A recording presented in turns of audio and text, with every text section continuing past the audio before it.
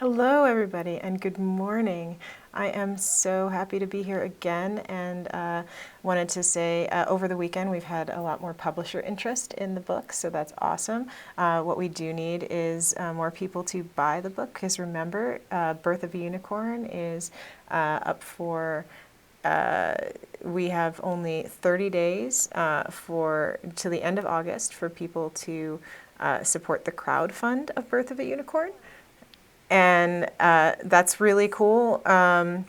What we have during the crowdfund, remember, it is a donation for Serenzi Global. All of the proceeds during this crowdfund are going to be 100% given to go towards STEM education. So every bit of the proceeds, so if you buy the digital copy, that means that all of the proceeds, there's no printing that's going to go into this. So that's like 100% of your donation is going to go towards a nonprofit. And that's, so please help us out during the crowdfund. This is going to be awesome. So today, what we are going to do is talk about something that is really, really cool. It's Monday, so Monday Motivation Day. A lot of people ask me this a lot. Some of you may know this, but for those of you that don't, I have been a digital nomad for over 15 years now. And if you don't know what that term means, it means that I have been working remotely. I said sayonara to the office and have worked a digital nomad life. I've worked remotely. I haven't had to be tied down to any particular office. And even while I was building Evernote, even while I was helping that team, being on the founding team of Evernote, building a billion-dollar company, I was working remotely. And that is something that a lot of people aspire to. A lot of people are trying to do that. They want to know how to get started doing that, and that's what we're going to be talking about today. And that I read about that in the book too, about how to get started with being a digital nomad. And I went about it in a kind of interesting way. So first off, it requires a bit of planning, as you can understand. So there's a couple of things that you need to do to become a digital nomad. First, you need to want to do it. You need to have this overwhelming desire to break free of the office. You can't want to be sitting at a desk 9 to 5, clocking in, clocking out, having somebody over your shoulder asking for those TPS reports. You can't be sitting there and staring at the clock all day, being like, why am I here? For me, the straw that broke the camel's back was I was commuting every single day to an office in Boston. And I noticed that my commute was getting longer and longer and longer. And it was an average of 45 minutes to an hour every day. Like, so tell me, like, who here has that kind of an experience? I mean, I'm sure it's normal for a lot of people when they're commuting. They have that kind of experience, especially if you're in a big city.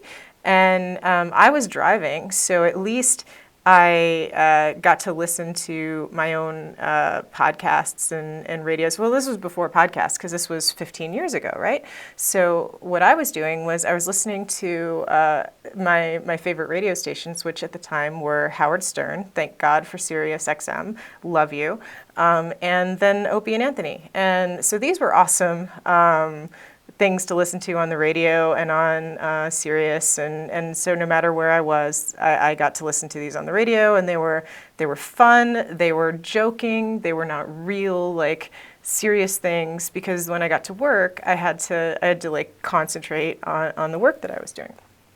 And then and no matter what work I was doing, and like I started out in the government, working for NASA. Then I worked in game design, which was super fun, but you have to keep very focused.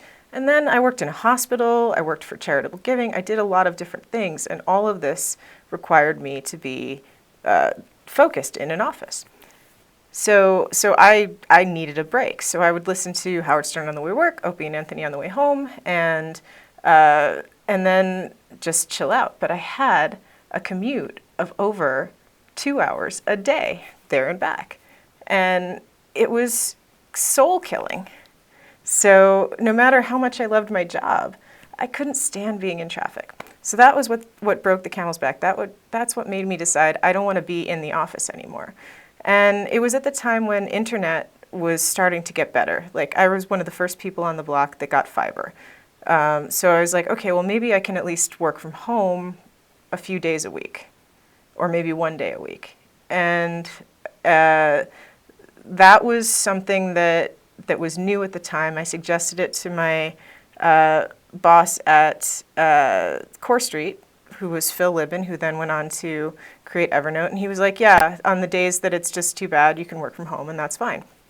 So we started with that.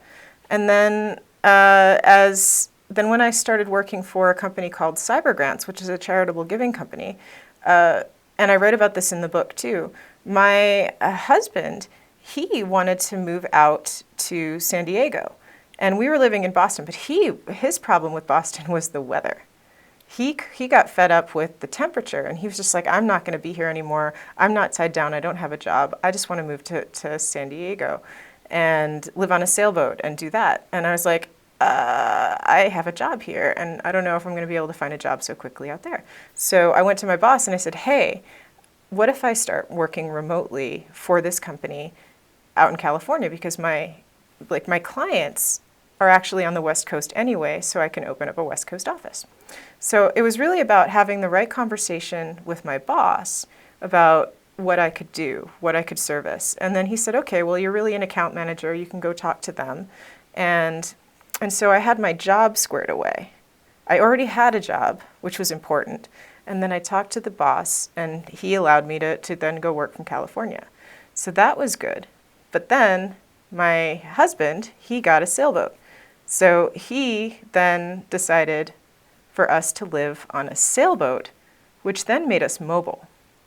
And so we were we had a whole different arrangement of, okay, so if we're on a boat, how do we get internet? This is different from living in a house with fiber.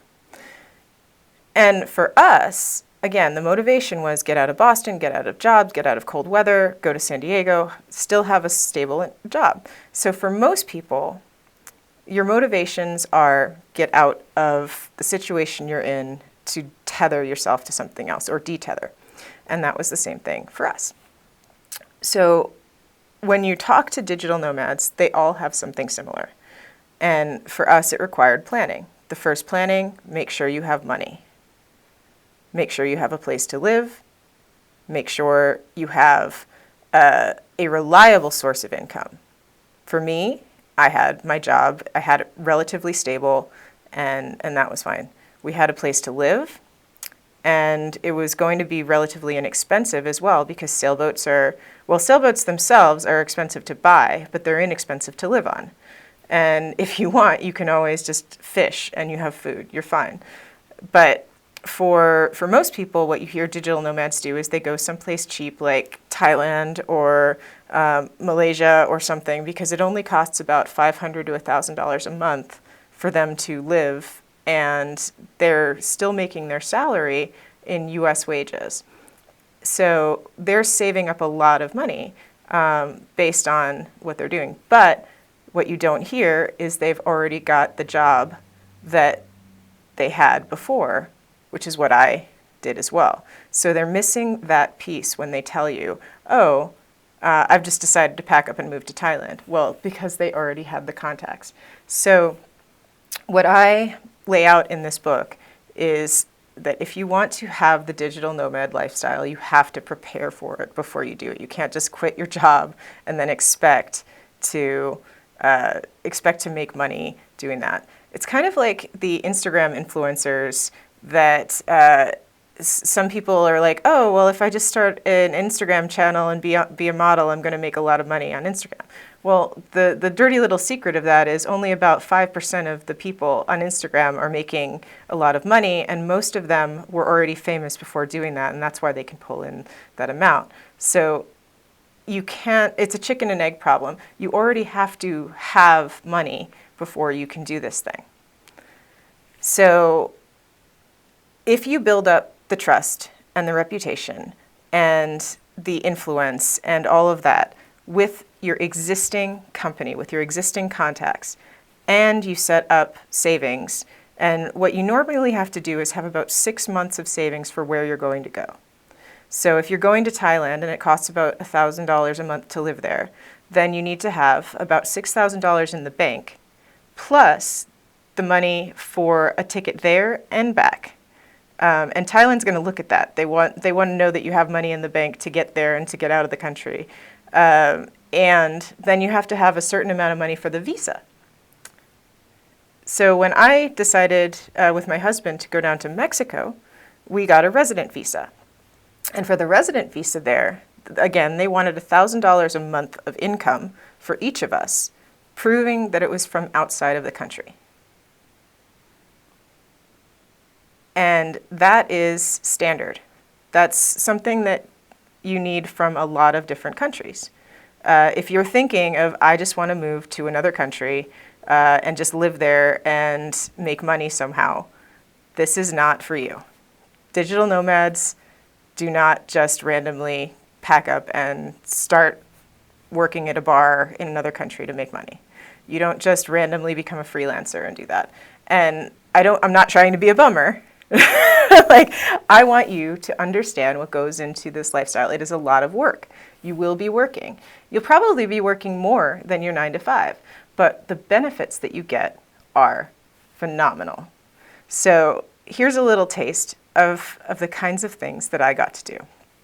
For one, I would take a lot of meetings from the deck of my boat, while in the background there were blue whales in just giving birth to their babies.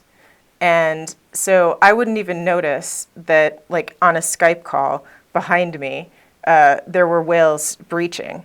And people would just stop talking all of a sudden because they would just be fascinated by something behind me.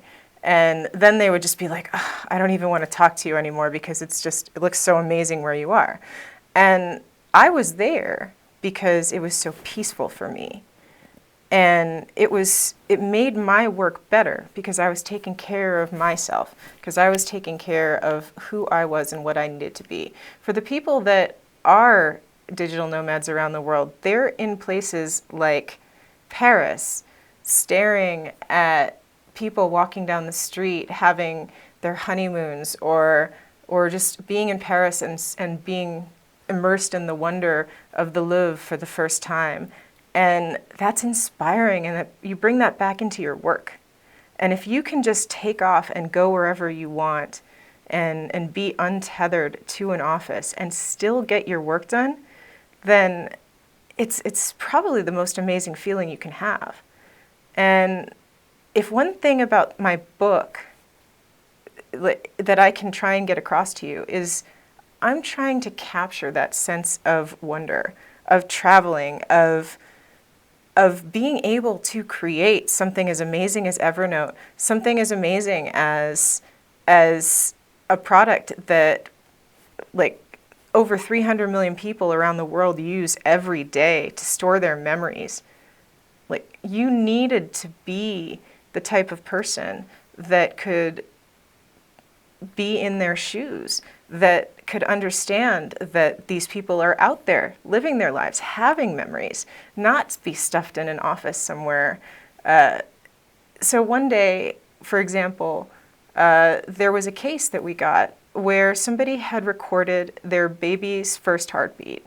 Like, they were at the office, the doctor's office, and they had used Evernote to record their baby's first heartbeat the first time they heard it. And unfortunately, it didn't sync properly, so it was stuck on their phone and we couldn't get it to the cloud. And if we were just a normal company going 9 to 5, we probably wouldn't have cared. Like, we probably would have been like, oh, it's just an error, we can't get that for you. But because we were the type of company that were out there experiencing, feeling, sensing, that knew what it was like to feel that feeling of being there in the office, hearing that heartbeat for the first time. We worked for 3 weeks to make sure that we could get that sound file back for him. And we got it. And that's what this book is about. That's what this lifestyle is about. So if you want to learn and feel and understand what it's like to be a digital nomad, to be a scrappy startup, to be all of that, then buy this book, support Serenzi Global, get it. You only have 26 days left to buy the copy that will support Serenzi Global 100%. So you need to get it now. You need to help us, and you need to share this out to as many people as you can so that we can get this message out to as many people as possible. So 26 days left. Share this out, and thank you so much. The link is in the description.